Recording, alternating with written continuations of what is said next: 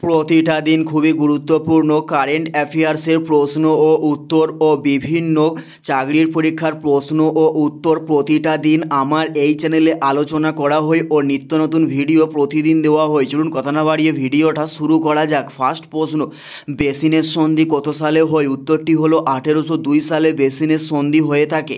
Next প্রশ্ন, সলবায়ের চুক্তি কত সালে হয়? উত্তরটি হলো 1782 সালে সলবায়ের চুক্তি হয়।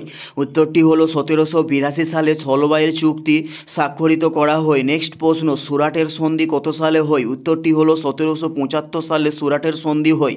উত্তরটি হলো 1775 সালে সুরাটের সন্ধি হয়। নেক্সট প্রশ্ন, শালিমার চুক্তি কত সালে হয়? উত্তরটি হলো 1739 সালে শালিমার চুক্তি স্বাক্ষরিত করা হয়।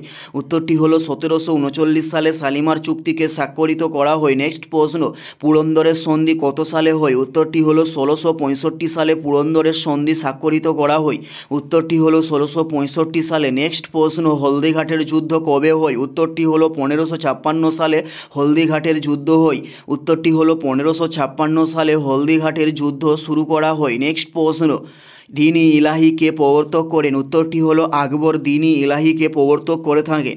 উত্তরটি হলো আকবর দ্বীন-ই ইলাহিকে প্রবর্তক করেন। নেক্সট প্রশ্ন, আকবরের রাজস্ব মন্ত্রী কে ছিলেন? উত্তরটি হলো টোডরমল ছিলেন আকবরের রাজস্ব মন্ত্রী। উত্তরটি হলো টোডরমল ছিলেন আকবরের রাজস্ব মন্ত্রী। নেক্সট প্রশ্ন হলো আকবর কত সালে মারা যান? উত্তরটি হলো 1605 সালে আকবর মারা যান।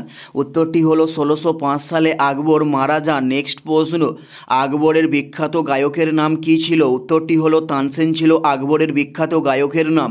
উত্তরটি হলো তানসেন ছিল আকবরের বিখ্যাত গায়কের নাম। এটাই ছিল এই ভিডিওর লাস্ট প্রশ্ন। আর কোন ধরনের শিক্ষণীয় ভিডিও আপনারা প্রত্যেকে দেখতে চান অবশ্যই কমেন্টে লিখে জানাবেন। পুরো ভিডিওটা দেখার জন্য আপনাদের প্রত্যেককে আমাদের ইউটিউবের পক্ষ থেকে রইল অসংখ্য ধন্যবাদ।